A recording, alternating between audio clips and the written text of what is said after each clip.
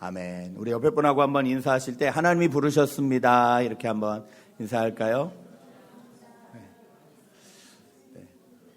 네, 오늘도 말씀을 나누기 전에 옆에 분하고 한번 잠깐 자기의 이야기를 좀 나눠보시죠. 오늘 나눌 제목은 이겁니다. 혹시 내가 부모님께 받은 영향 중에 좋은 영향 그리고 나쁜 영향 그럼 무엇인지 한번 옆에 분에게 나눌 수 있을 만큼 한번 좀 잠깐 나눠주시죠. 함께 나누시겠습니다.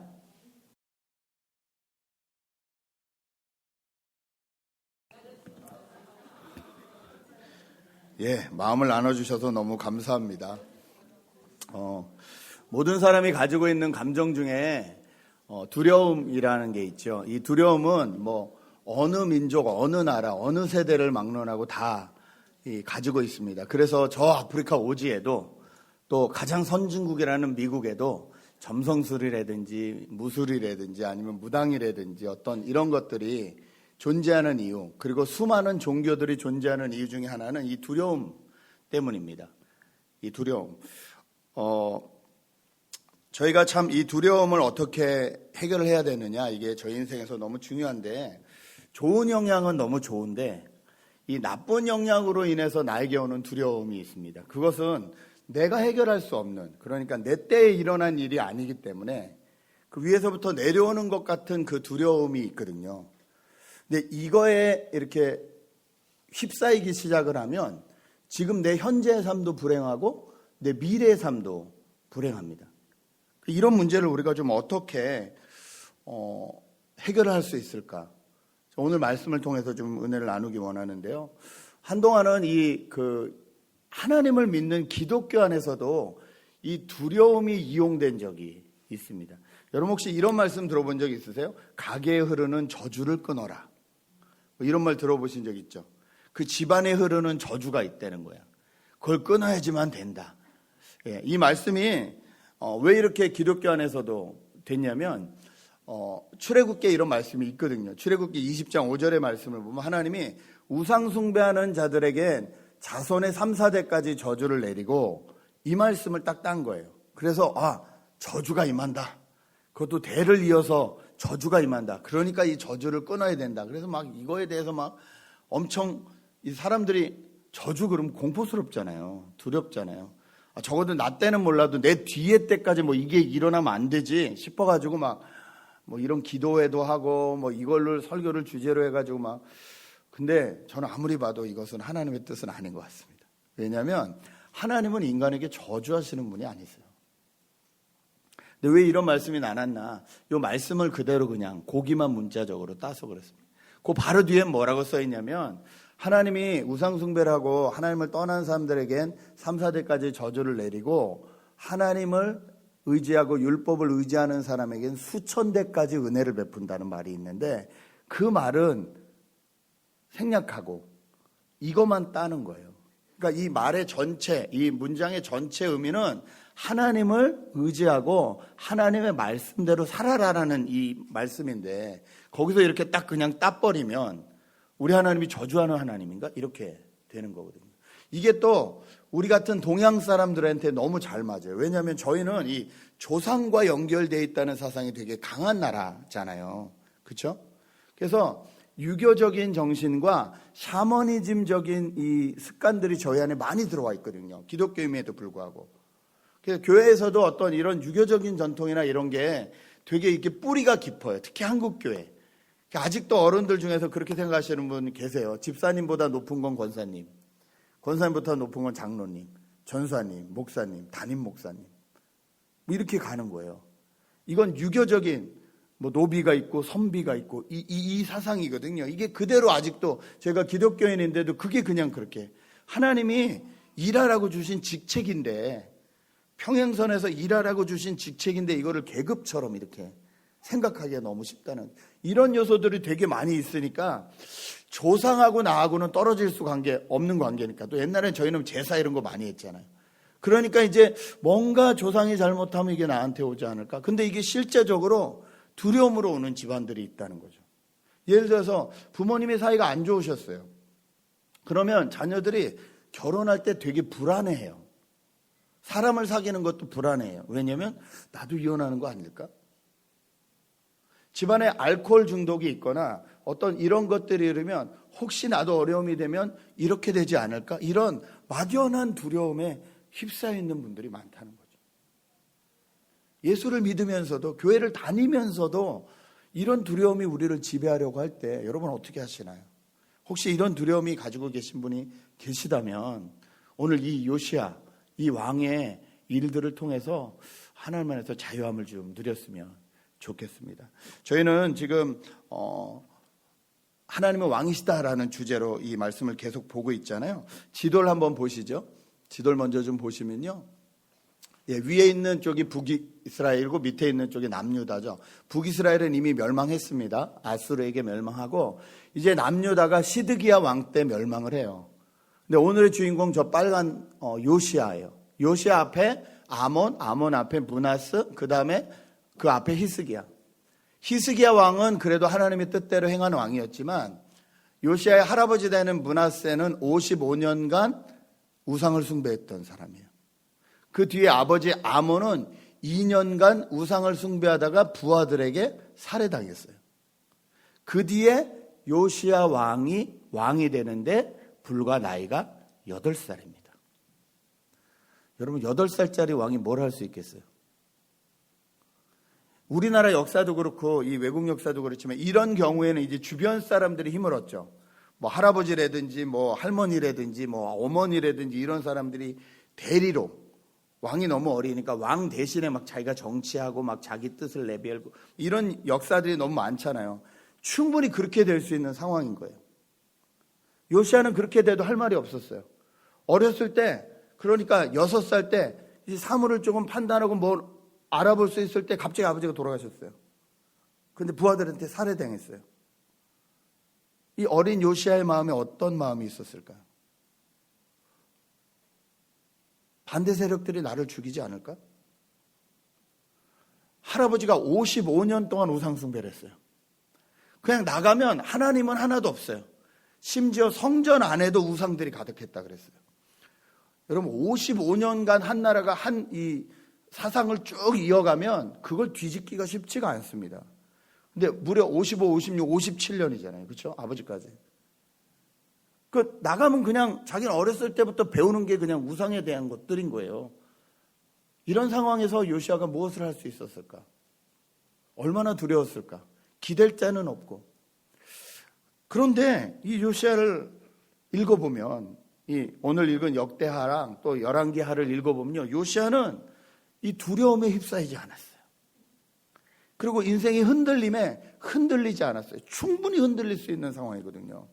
충분히 두려울 수 있는 상황이거든요. 요시야는 그렇지 않았다는 거예요. 과연 무엇 때문에 요시야는 이러지 않을 수 있었을까? 이 요시야의 말씀을 통해서 저희를 좀 한번 비춰봤으면 좋겠습니다. 첫 번째, 요시야가 상황이 흔들리지 않고 두려워하지 않을 수 있었던 이유에 대해서 2절, 3절은 이렇게 말합니다. 2절, 3절을 같이 한번 읽겠습니다. 시작. 그는 주님께서 보시기에 옳은 일을 행하였고 그의 조상 다윗의 길을 본받아서 오른쪽으로나 왼쪽으로 곁길로 벗어나지 않았다.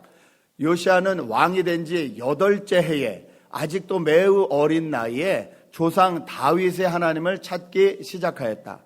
그의 통치 12년이 되는 해에는 산당과 아세라 목상들과 아로새긴 우상들과 부어 만든 우상들을 없애고 유다와 예루살렘을 깨끗하게 하였다.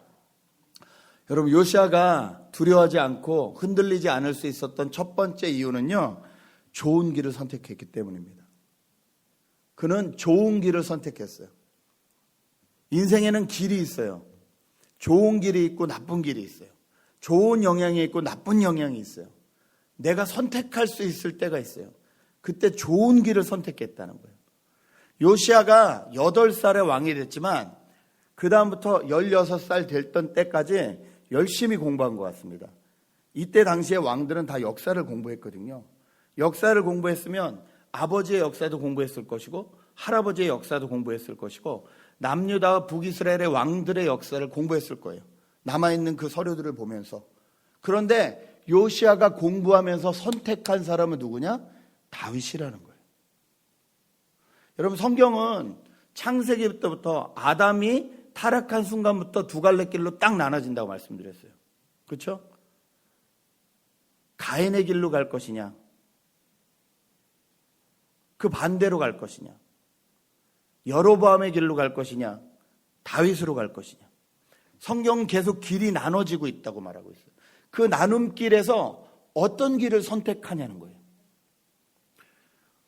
습관으로 말하자면, 문화로 말하자면 이 왕이 선택해야 되는 길은 아버지가 갔고 할아버지가 갔던 길이에요. 그렇죠? 이게 훨씬 자연스러워요. 몸에 익숙해요. 그런데 요시아는 8년 동안 공부하면서 자기의 정체성이 쌓이는 나이잖아요. 8살에서 18살, 16살 공부를 하는 나이잖아요. 자기가 누군지 고민하는 그 나이잖아요. 그 나이 때 다윗을 선택했다는 거예요. 여러분, 우리 생각에도 길이 있고요, 우리 삶의 방향에도 길이 있습니다.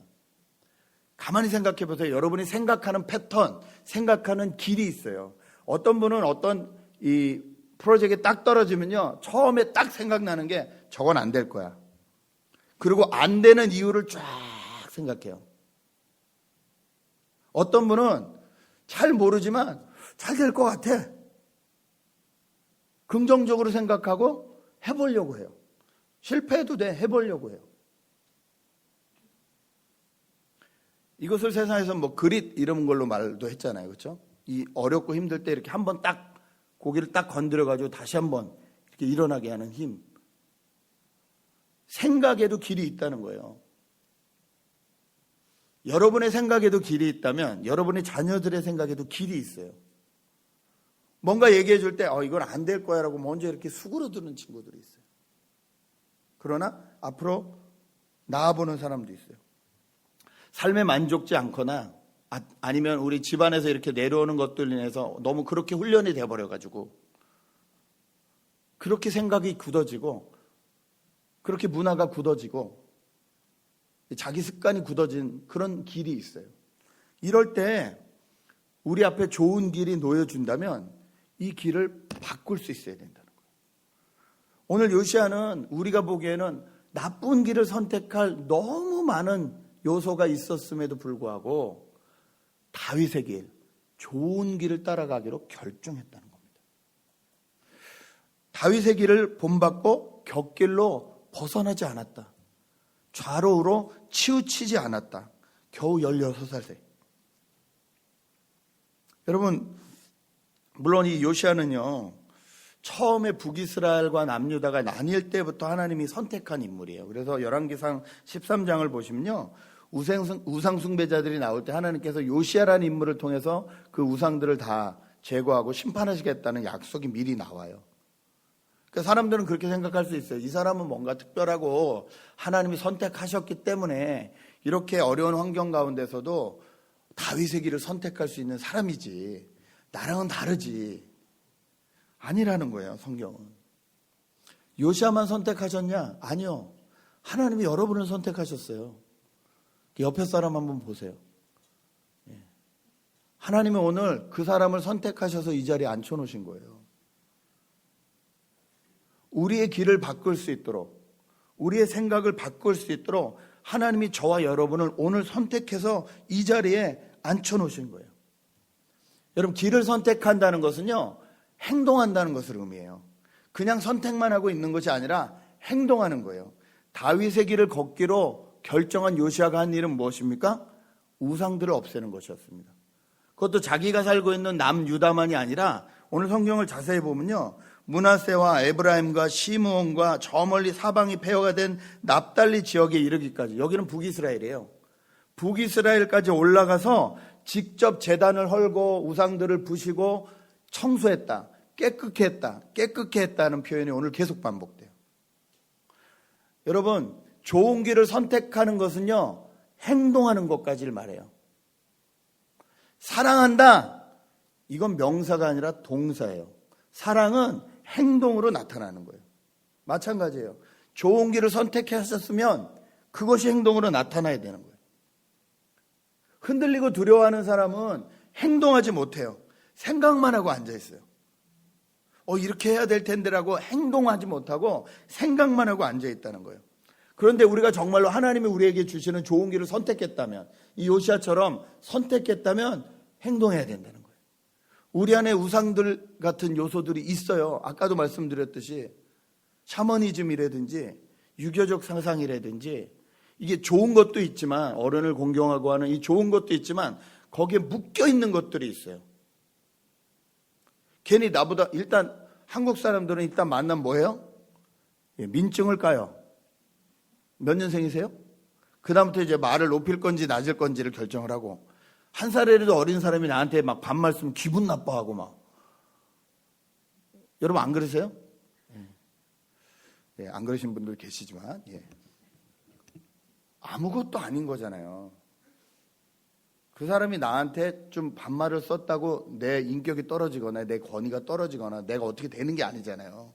근데 한국 사람들은 이게 너무 중요한 거예요. 근데 또 자녀들한테는 아무 말 못해요. 왜냐면 걔는 영어로 해버리니까. 그럼 아무 말 못해요. 기분은 나쁜데 뭐라고 할 수는 없어. 미국에 살면서도 이런 거에 묶여 있으면 안 된다는 거예요. 이런 어떤 필요 없는 요소들을 제어해 버려야, 그래야 하나님의 길로 바로 갈 수 있다는 거예요. 하나님이 원하시는 길로 바로 갈 수 있다는 거예요. 여러분, 잘못된 이 기준들이 내 안에 무엇이 있나 한번 생각해 보십시오. 그리고 그것들은 우상을 치우듯이 하나하나 하나님 말씀 안에서 치워가시기 바랍니다. 이렇게 좋은 길을 선택하면 두렵지 않을 수 있다는 거예요. 두 번째, 요시아가 어떻게 했는지 8절부터 한번 보시죠. 8절 말씀을 함께 보겠습니다. 읽겠습니다. 시작. 요시아는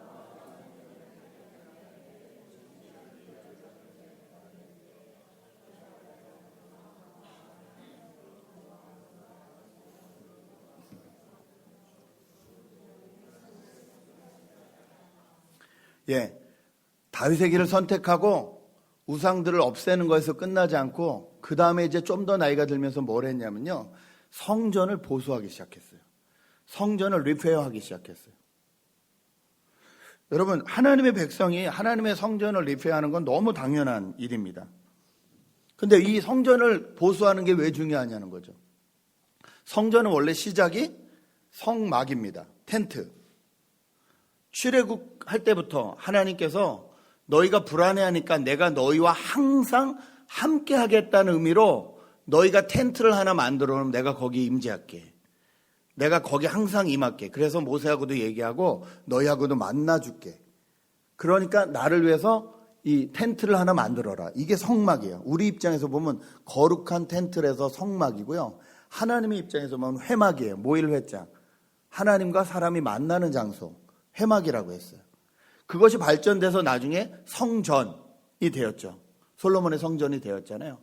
그런데 이 솔로몬의 성전이 그 어마무지하게 멋있게 만들어졌음에도 불구하고 이 수많은 시간 동안의 우상 숭배들로 인해서 엉망이 된 거예요. 그럼 집에 사람 안 살면 어떻게 되는지 아시죠? 그대로 있지 않죠. 거미줄이 생기고, 안 쓰는 것들이 오히려 멀쩡해야 될 텐데 이상하게 나무들이 부식되고, 사람이 안 살면 집은 망가지게 돼 있어요. 우상들이 가득한 그 성전에 이것저것들이 고장나고 망가졌다는 거예요.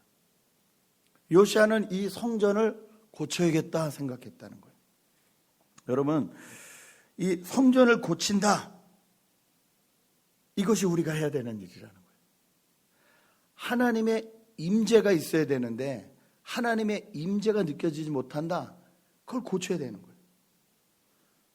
사람이 언제 두려움냐면요, 해야 될 일들을 안 하고 있으면 두렵거든요. 학생들은 공부 안 하면 두려워요. 시험이 곧 다가오는데. 학생들은 공부 안 하면 두려워요. 아빠들은요, 돈 안 벌면 두려워요. 다음 달 어떡하지? 남자들이 본능적으로 그런 게 있어요. 일이 없어졌어 갑자기. 그러면 엄청 두려워요. 저희 그런 청년들을 봤어요. 막 잠 못 잡아서 헤매는.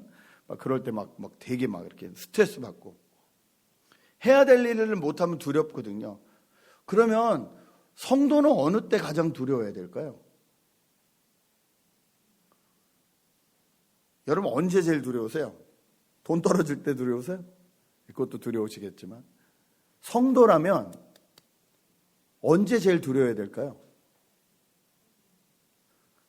하나님과 내가 관계가 없는 것 같을 때. 하나님의 임재가 전혀 느껴지지 않을 때, 내 삶 가운데, 여러분 그때 성도는 제일 두려워야 될 때예요. 그땐 내가 세상하고 똑같이 된 상황이거든요. 교회 다니는 거 외에는 아무 차이가 없어요. 이때가 제일 두려워야 될 때예요. 그럼 어떻게 해야 돼요? 보수해야죠. 하나님의 임재를 경험하지 못하는 그곳에 하나님의 임재를 경험할 수 있도록, 하나님 임마누엘 되신 하나님을 다시 내가 익스피리언스 할 수 있도록 무너진 것들을 보수해야 되는 거예요. 기도가 무너졌으면 기도 부분을 보수해야 되는 거예요. 찬양이 무너졌으면 찬양을 보수해야 되는 거예요. 말씀이 무너졌으면 말씀을 보수해야 되는 거예요. 요시아가 성전을 보수했다는 건요, 하나님의 임재가 있을 수 있도록 했다는 거예요. 여러분, 우리가 이 땅을 살면서 두려워하지 않을 수 있는 이유는요, 하나님이 함께 하시기 때문이에요. 예수 믿는 사람이 뭐가 있어요? 돈이 있으세요? 빽이 있으세요? 뭐가 있으세요? 오히려 세상은 우리를 잡아먹으려고 계속 시비를 걸잖아요, 지금. 우리 자녀들을 잡아먹으려고 계속 반대되는 의견들을 만들고 있잖아요. 이런 세상에서 우리가 의지할 게 뭐가 있어요? 하나님밖에 없거든요. 그런데 하나님이 함께 계시다는 게 못 느껴지면 그것만큼 두렵고 힘든 일이 어디 있겠습니까? 여러분의 찬양은 어떠신지요? 여러분의 기도 생활은 어떠신지요? 하나님과 개인적으로 만나는 그 시간들은 어떠신지요? 무너진 곳은 없으신지요? 만약 그곳에 무너진 곳이 있다면 그것을 보수해야 됩니다. 그래야 흔들리지 않을 수 있고요. 그래야 바로 설 수 있어요. 제가 어제 배에 대해서 좀 찾아보다가 그 낚시하는 분들이 이렇게 낚시터에 가면, 이렇게 배를 타고 나가서 낚시터에 가면 제일 먼저 엔진을 끈 다음에 이 앵커, 닷을 깊이 내린대요. 왜 내리냐 그랬더니 안 보이는 것 같아도 바다 물결이 엄청 세기 때문에 여기서 낚시를 하고 싶은데 좀 시간이 지나보면 배가 여기가 있다는 거예요. 그래서 낚시터에 가면 여기다 싶으면 거기다가 앵커를 깊이 내리면 그 앵커를 내린 거 그 안에서만 돈다는 거예요. 돌아도 흔들려도 그 안에서만 돈다는 거예요. 그래서 제가 궁금해졌어요. 이게 어느 정도 크기의 배까지 앵커가 있을까? 전 세계에서 제일 큰 항공모함에도 있어요.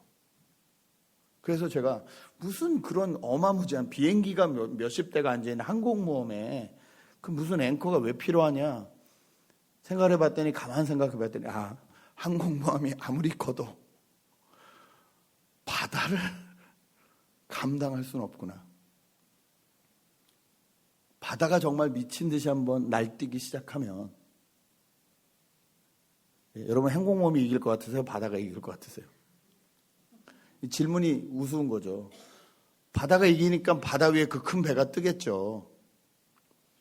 아무리 강하고 아무리 능력 있고 아무리 대단한 사람도요, 우리 인생 가운데 그런 엄청난 폭풍이 몰아치고 하나님이 휘둘리기 시작하시게 하면 아무것도 못한다는 거예요. 그럴 때 우리가 흔들리지 않을 수 있는, 흔들려도 요만큼만 흔들리고 딱 중심을 잡을 수 있는 것, 이게 하나님 앞에 성전이거든요. 하나님과 나와 함께하는 시간이거든요. 이 시간이 있으면 불안하지 않은 거예요. 여러분은 믿음의 이 닷을 어떻게 내리고 계십니까? 어디가 무너져 있습니까? 어떻게 내리셔야 됩니까? 요시아는 이걸 잘했다는 거예요. 불과 20대 때 성전 보수해야겠다. 하나님의 임재가 나타나는 이 성전을 보수해야겠다. 우상들을 다 치워버려야겠다. 이렇게 다윗의 길을 행하고 성전을 보수한 요시아에게 마지막 하나님이 어떤 은혜를 주시냐면요, 말씀에 반응할 수 있는 은혜를 주십니다. 여러분, 우리 상황에 흔들리지 않고 두려움을 극복하려면 하나님의 말씀이 왔을 때 반응해야 돼요. 14절 15절 그리고 18절 19절을 제가 읽어드립니다.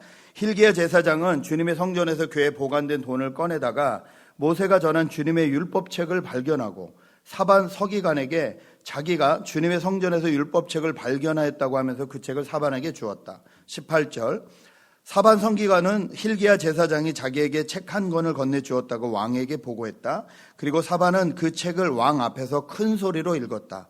왕은 율법의 말씀을 다 듣고는 애통해하며 자기의 옷을 찢었다. 말씀이 임했을 때, 말씀이 나에게 다가왔을 때 요시야 왕은 반응했다는 거예요. 근데 재밌는 게 이 말씀이 어디서 발견됐다고요? 성전궤라는 건 성소에 성전세를 내는, 교회로 말하면 헌금함, 거기에 말씀이 있었다는 거예요. 여러분 옛날 성소를 보면요, 이렇게 세 분류로 나눠져 있어요. 제일 깊은 데가 지성소예요. 거기는 하나님의 법궤가 있고 제사장 중에서도 대제사장이 1년에 한 번만 들어갈 수 있는 곳. 원래 하나님의 말씀은 거기 있어야 돼요. 그런데 헌금하면 어디 있냐면요, 제일 밑에 아무나 들어오고 나갈 수 있는 이 성전 뜰이라고 말하는 곳에 있었거든요. 그 헌금함에 두루마리 말씀이 있었다는 거예요. 이렇게 해석할 수 있어요. 야, 하나님의 말씀이 그렇게 헌금함에 처박혀 있어도 모를 정도로 하나님이 무시당했구나, 우상들이 많았구나, 이렇게 말씀할 수 있고요. 또 한 가지 추측은 누군가 이 우상 숭배가 가득한 이때에 하나님의 말씀이 훼손될까 봐 숨겨놨구나. 저는 후자라고 믿습니다. 이 사람들이 성전 다 부셔도 돈통은 안 부실 거야, 그렇게 생각했던 것 같아요. 성전세 내는, 그때도 성전세 냈으니까 이건 안 부실 것 같아. 여기다 말씀을 보관해 놓으면 누군가 발견하겠지. 므낫세 때도, 그 아버지 때도 57년간 그 말씀이 어디 있는지도 모르다가 요시야가 성전을 보수하려고 그 성전세 모아놓은 것을 일꾼들에게 주려고 그렇게 할 때 거기서 하나님의 말씀 발견됐다는 거예요. 이건 제 생각입니다. 저는 이렇게 추측해 봤어요. 돈통에 하나님의 은혜가 임하나? 그건 아닌 것 같아요. 그런데 이렇게 해석할 수는 있을 것 같아요. 하나님의 일을 하려고 하는 사람에게 하나님이 말씀하시는구나. 하나님의 일을 하려고 하는 사람에게 하나님은 말씀하시는구나.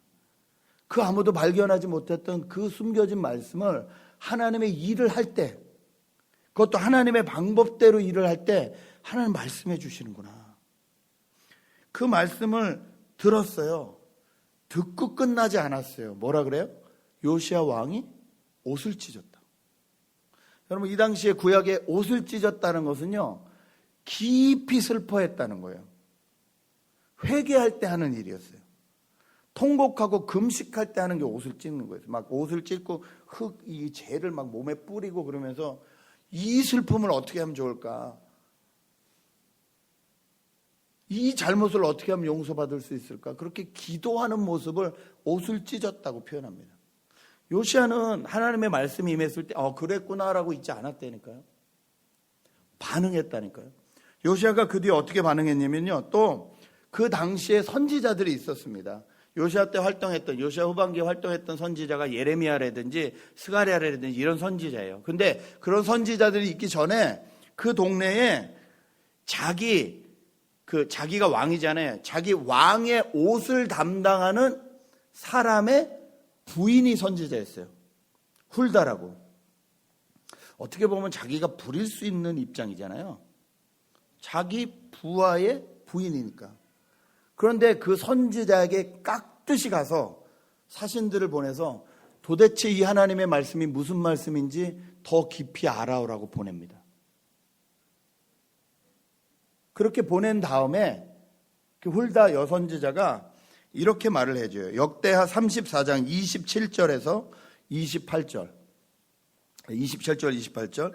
내가 이곳과 이곳에 사는 주민을 두고 말한 것을 내가 듣고 마음에 느낀 바 있어서 하나님 앞 곧 내 앞에서 겸손해져서 내가 옷을 찢으며 통곡하였으므로 내가 내 기도를 들어주었다.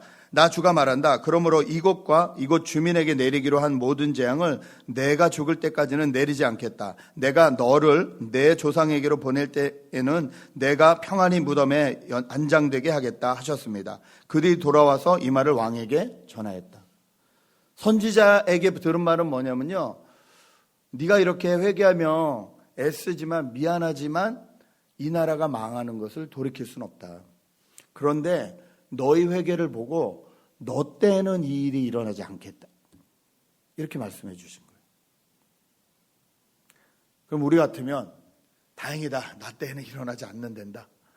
기뻐하고 끝냈을 것 같은데 요시야는 그러지 않았다는 거예요. 그 뒤에 저희가 성경을 계속 읽어보면요, 요시아가 하나님의 말씀을 온 백성에게 선포합니다. 그리고 온 백성이 회개하게 합니다. 우리 조상들이 하나님을 떠나서, 그리고 우리도 그 우상에 젖어서 우상 숭배하다가 이제 다 망하게 생겼다. 우린 망해도 우리 자손 때는 어떻게 할 거냐. 하나님의 긍휼하심을 기다리는 수밖에 없다. 기도해야 된다. 금식해야 된다. 온 세상에 하나님의 말씀을 선포했어요. 레위인들이 말씀을 선포하게 했어요. 뿐만 아니라 그 뒤에 하나님의 절기, 유월절이라든지 초막절이라든지 완전히 다 없어져 버린, 우상 숭배하느라고 하나님과 이 관계되는 것들이 다 없어졌는데 그것을 다시 일으키기 시작했어요. 그래서 요시아 때 유월절이 다시 일어납니다. 온 백성이 하나님이 우리를 구원하셨다는 것, 우리 민족을 구원하셨다는 것을 다시 깨닫게 하는 거예요. 그 유월절 행사를 통해서 하나님의 말씀에 사람들이 반응하게 하는 거예요.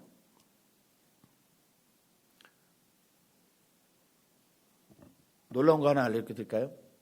훌다가 네 조상에게 들어갈 때까지 네가 편안히 무덤에 안장되겠다. 그러면 이제 요시아가 돌아가실 때 이제 밤에 주무시다가 평안히 잘 돌아가셨다. 이렇게 나와야 되잖아요. 성경은 그렇게 기록하지 않아요.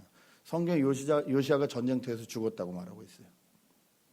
그게 뭐가 평안히 돌아간 거냐 싶을 끼지만 여러분, 왕이 왕답게 행하다가 죽은 건 평안히 돌아간 거예요. 그때 다른 나라에게 그 뒤에 나오는 시드기야나 이런 왕들은요, 포로로 끌려가지고 눈 뽑히고, 이런 왕들이 나와요. 그 뒤에는 남유다에. 이 요시아는 왕답게 살고 왕답게 행동하다 죽었어요. 여러분, 인생에 수많은 것들이 우리를 이게 두려움으로 자꾸 잡으려고 합니다. 하나님이 주신 바른 길을 선택할 수 있어야 돼요. 우리에게 무너지는 성전 같은 부분이 있다면 그것을 다시 리페어할 수 있어야 돼요. 그리고 하나님이 우리에게 말씀하실 때 그 말씀 반응할 수 있어야 돼요. 요시아에게만 이 은혜를 주신 것이 아니라 지금 여기 앉아 계신 저와 여러분에게 하나님은 이 동일한 은혜를 주셨어요. 누구를 통해서요? 예수 그리스도를 통하셨어요. 나는 길이요 진리요 생명이니. 예수님을 만나면, 예수님을 선택하면 하나님에게로 갈 수 있는 길이 열린다 그랬잖아요. 하나님이 주신 생명을 받을 수 있다 그랬잖아요. 우리가 선택할 수 있는 가장 좋은 길, 예수 그리스도예요. 성전이 무너지고 있잖아요. 우리 안에 하나님과 관계된, 하나님의 임재를 느끼고 하나님과 커뮤니케이션 했던 것들이 무너지고 있을 때 예수님 뭐라 그러세요? 성전에 달려서 장사하는 자들에게 그 장사판을 엎으면서 뭐라 그러세요? 내 집은 만민이 기도하는 집이다. 그 예수님을 따라간다는 건 우리가 기도의 자리로 다시 나아간다는 거예요. 예수님은 밤새 사역을 하시고도 그 다음날 무슨 일을 하실지 하나님 앞에 개인적으로 가서 묻고 기도하고 행동하셨어요. 단 한 번도 단독 행동을 하신 적이 없어요. 하나님이 말씀하신 것에 대해서 반응하셨어요.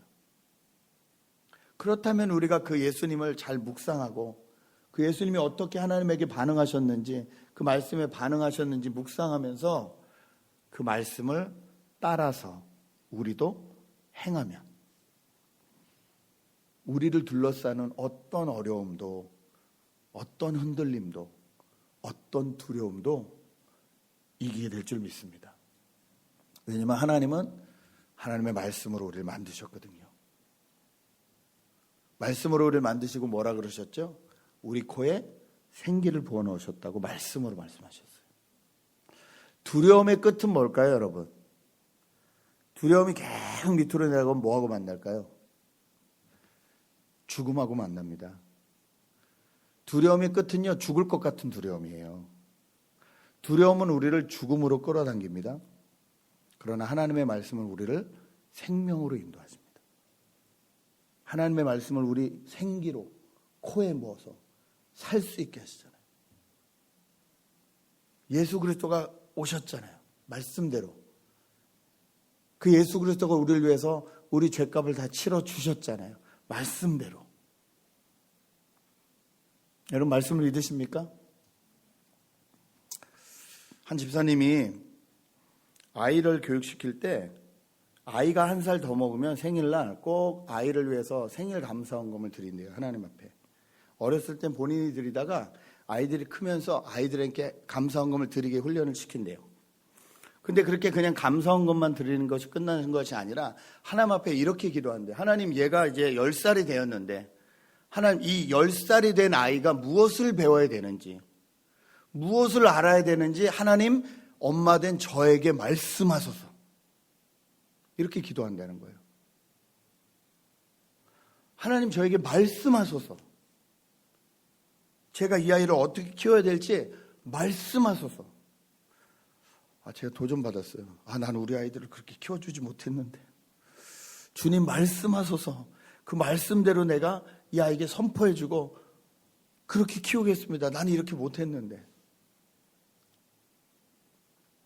도전받으십시오.